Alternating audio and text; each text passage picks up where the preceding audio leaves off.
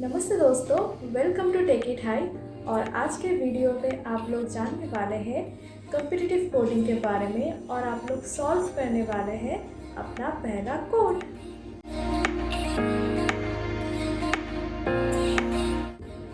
तो पहली बात में आते हैं कि कॉम्पिटिटिव कोडिंग एक्चुअली है क्या। तो स्कूल में आप सभी लोग स्पोर्ट्स तो देखे होंगे कि वहाँ पे वेरियस कॉम्पिटिशन्स होते हैं। तो competitive coding is nothing but coding competition. तो बहुत सारे कोडिंग के क्वेश्चन रहते हैं और जो लोग पहले सॉल्व करते हैं और सबसे ज़्यादा सॉल्व करते हैं दे विन। ओके, तो देखिए कॉम्पिटिटिव कोडिंग मतलब कि आपको भी कंपटीशन में पार्ट लेना है, ऐसी बात नहीं है। तो आपको बेसिकली क्या करना है कि प्रॉब्लम सॉल्व करना है, क्योंकि हम यहाँ कोडिंग सीखेंगे और कोडिंग प्रैक्टिस करेंगे। तो कॉम्पिटिटिव कोडिंग का जो क्वेश्चंस होते हैं तो वो सॉल्व करने से आपका बहुत ज़्यादा नॉलेज बढ़ता है कोडिंग के बारे में। Before jumping to competitive coding, पहले हम लोग देख लेते हैं कोडिंग एक्चुअली है क्या। तो देखिए, कोड करने के लिए आप सर्च करिए CPP कंपाइलर ऑनलाइन। ठीक है, तो बहुत सारे ऑनलाइन कंपाइलर आपको मिल जाएगा। तो मैं पहला वाला ही ओपन कर लेती हूँ। तो आपको लैपटॉप की भी ज़रूरत नहीं पड़ेगा। अगर आपके पास फ़ोन है आपके हाथ में तो आप फ़ोन में बैठे बैठे कोडिंग कर सकते हैं। तो ये एक बड़ा ही सिंपल सा C++ प्रोग्राम है। तो इस प्रोग्राम को अगर हम रन करेंगे तो हमें आउटपुट मिलेगा हेलो वर्ल्ड। हेलो वर्ल्ड हर एक कोडर का, कोई भी लैंग्वेज का पहला कोड होता है। तो इस कोड को थोड़ा सा एक्सप्लेन कर देती हूँ। फर्स्ट लाइन जो है डबल स्लैश में, इसका मतलब ये लाइन कमेंटेड आउट है, ये लाइन कंपाइल नहीं होगा, कंप्यूटर इस लाइन को इग्नोर कर देगा। देन उसके बाद आते हैं हैश इंक्लूड, देन bit/stdc++.h।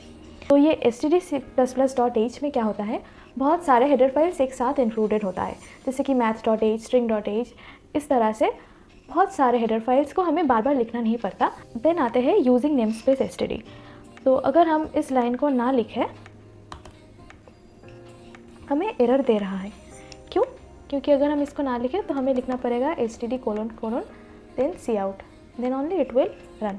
अगर कोड में हम 10 जगह पे cout सीन लिखें, हमें बार बार std लिखने की ज़रूरत ना पड़े, इसलिए हम लोग नेम स्पेस std को इंक्लूड कर लेते हैं।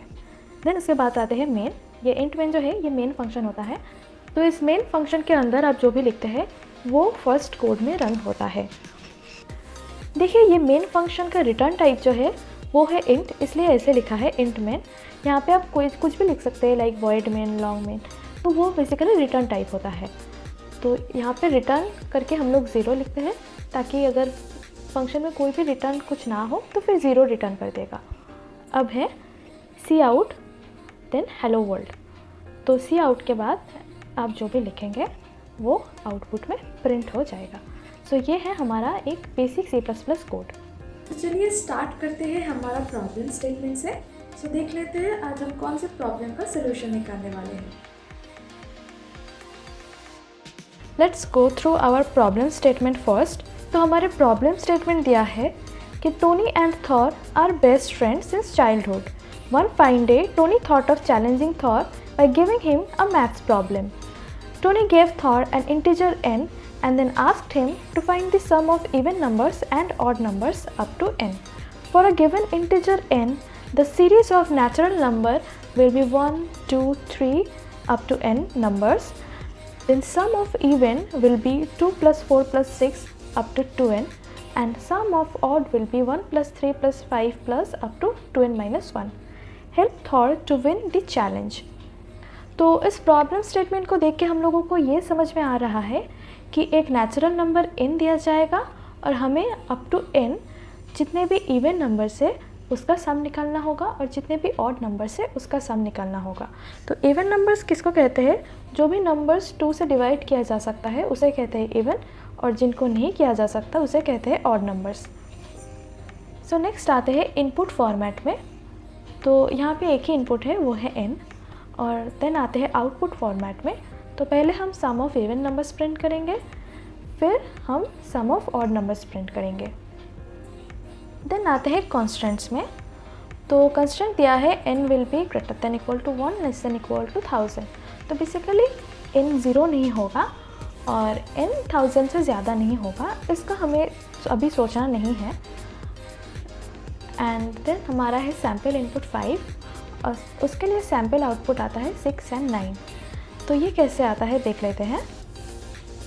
सो देखिए 5 मतलब हमारा सीरीज़ होगा 1 2 3 4 5, तो उसके लिए इवन नंबर का सम होगा 2 + 4 that will be equal to 6 and odd number का सम होगा 1 + 3 + 5 that will be equal to 9। तो यही हमारा आंसर है 6 और 9। So before jumping to the question, मैं आप लोगों को बता देती हूँ कि एल्गोरिदम्स क्या होता है। देखिए, अगर आप कुकिंग करते हैं तो आपको पता होगा कि बहुत सारे प्रोसीड्यूर्स होते हैं, राइट, कोई भी खाना बनाने के लिए। वैसे ही कोई भी अगर आप कोडिंग सॉल्व करना चाहते हैं, कोई भी क्वेश्चन सॉल्व करना है आपको, तो उसके लिए पहले आपको वो स्टेप बाय स्टेप अपने माइंड में बना लेना है कि कैसे हम इस प्रॉब्लम को अप्रोच करेंगे। तो वो स्टेप बाय स्टेप जो हम लोग पैटर्न बनाते हैं अपने दिमाग में, उसी को कहते हैं एल्गोरिदम। तो इस प्रॉब्लम को सॉल्व करने के लिए चलिए हम लोग एल्गोरिदम बनाते हैं कि कैसे सॉल्व करना है। तो हमें 1 से n तक जाना है और हम क्या करेंगे, एक एक नंबर को हम चेक करेंगे कि वो इवन है या ऑड है। फिर हम अगर वो इवन है तो इवन के समेशन में ऐड करेंगे, अगर वो ऑड है तो हम उसे ऑड के सम में ऐड करेंगे। इसी को चलिए हम लोग इम्प्लीमेंट करते हैं कोड से। सो पहले हम क्या करेंगे, हम पहले n को डिक्लेयर करते हैं कि वो एक इंटीजर है। फिर हम n को इनपुट लेंगे। देखिए हम डिटेल्स में सिंटैक्स इसमें नहीं बताएंगे। अगर आपको डिटेल्स में C++ का सिंटैक्स सीखना है तो आप मुझे कमेंट सेक्शन में बताइए, I will try to make a video out of it. तो देखिए इसके बाद हम n इनपुट ले लिए, अब हम फॉर लूप चलाएंगे, ठीक है। तो फॉर लूप का पहला पैरामीटर होता है कहाँ से स्टार्ट करना है। सो इंट i = 1 मतलब 1 से स्टार्ट करेगा। देन i कहाँ तक जाएगा, i <= n मतलब i n तक जाएगा। और कैसे जाएगा, i++ मतलब 1 2 3 4 ऐसे करके i जाएगा। सो हम i का वैल्यू देख लेते हैं रन करने से क्या होता है। देखिए 1 2 3 4 5। तो अभी हमें क्या करना है, देखना है कि i इवन है या ऑड है। So if i mod 2 = 0, mod मतलब रिमाइंडर होता है, तो i को 2 से डिवाइड करने से अगर रिमाइंडर 0 होता है तो हम उसको e में ऐड करते जाएंगे। तो e क्या है हम लोग डिक्लेयर नहीं किए थे इनिशियली, तो चलिए कर देते हैं e = 0, o = 0। तो e होगा sum of even number and o होगा sum of odd numbers. Then अगर ऑड होगा तो ऑड में i को ऐड करते जाएंगे, ठीक है। अब पूरा लूप चल जाने के बाद हम लोग क्या करेंगे, हम लोग पहले e को प्रिंट करेंगे, फिर उसके नेक्स्ट लाइन में हम o को प्रिंट करेंगे। तो ये जो \n होता है इसका मतलब नेक्स्ट लाइन। चलिए इसे रन करते हैं। तो हमारा इनपुट था 5, तो आउटपुट है 6 और 9। चलिए देख लेते हैं इस प्रॉब्लम को सॉल्व करने का सेकंड मेथड। ये दूसरा तरीका जो है ये है मैथ फिक्स के लिए, ठीक है, क्योंकि यहाँ पे हम लोग मैथमेटिक्स का यूज़ करेंगे। इवन नंबर का जो फॉर्मूला होता है कि अगर आपके पास n इवन नंबर्स होता है तो उसका सम होता है n × n+1, और अगर आपके पास n ऑड नंबर्स होता है तो उसका सम होता है n²। तो इसी फॉर्मूला का यूज़ करके हम अपना सोल्यूशन निकालेंगे। पहले ये जानना ज़रूरी है कि अगर 1 से n तक का एक सीरीज़ है तो उसमें इवन नंबर कितना होगा, ऑड नंबर कितना होगा, हाफ हाफ होगा, राइट। तो number of even will B floor value of this n/2, okay. तो फ्लोर वैल्यू क्या होता है, अगर आपके पास एक नंबर है 1.75 तो इससे छोटा होल नंबर क्या है 1, और इससे बड़ा होल नंबर क्या है 2। तो 1.75 का फ्लोर वैल्यू होगा 1 और 1.75 का सीलिंग वैल्यू होगा 2। फ्लोर मतलब जो ज़मीन और सीलिंग मतलब जो घर का छत है ना। तो इससे कम वाला है फ्लोर और ज़्यादा वाला है सीलिंग। तो हम लोग कोड में देख लेते हैं, ये NE और NO दो नए वेरिएबल हैं। तो NE है number of even and NO होगा नंबर ऑफ़ ऑड। तो नंबर ऑफ़ इवन हम क्या बताए अभी, फ्लोर वैल्यू ऑफ n/2। तो number of odd will be n minus number of even, right. तो तो हम लोगों का नंबर ऑफ इवन और नंबर ऑफ ऑड मिल गया।